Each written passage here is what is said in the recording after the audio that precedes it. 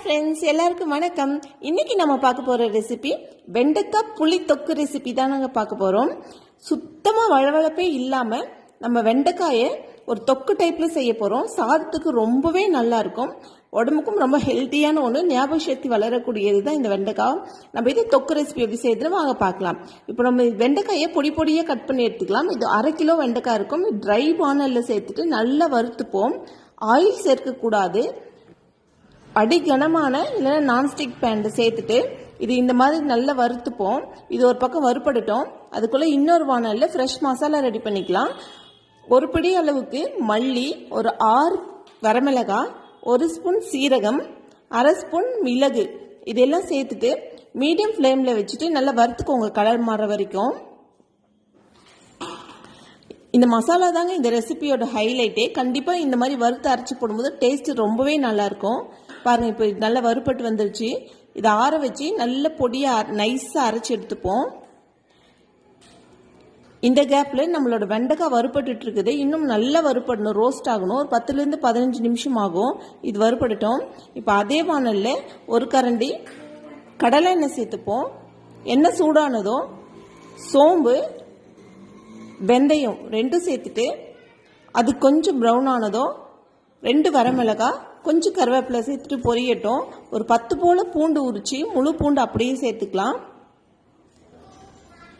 பூண்டு கொஞ்சம் கலர் வந்த அப்புறம் 1 கப் சின்ன வெங்காயம் சேர்த்துப்போம். இந்த மாதிரி தொக்கு ரெசிபி எது செஞ்சாலும் சின்ன வெங்காயம் சேர்த்துனோம் அப்படின்னா டேஸ்ட் நல்லாயிருக்கும், ஹெல்த்துக்கும் ரொம்ப நல்லது. வெங்காயம் நல்லா கண்ணாடி போல் வந்த அப்புறம் ஒரு 2 பெரிய சைஸ் தக்காளி வெட்டி இதோட சேர்த்துப்போம். நான் புளியோட அளவு ரொம்ப குறைவாக தான் சேர்க்க போகிறேன். அதனால தக்காளி ஒரு 2 தக்காளி சேர்த்துப்போம். தக்காளி நல்லா வெந்து வரட்டும். பாருங்கள், நல்லா வெந்து குழஞ்சி வந்துடணும்.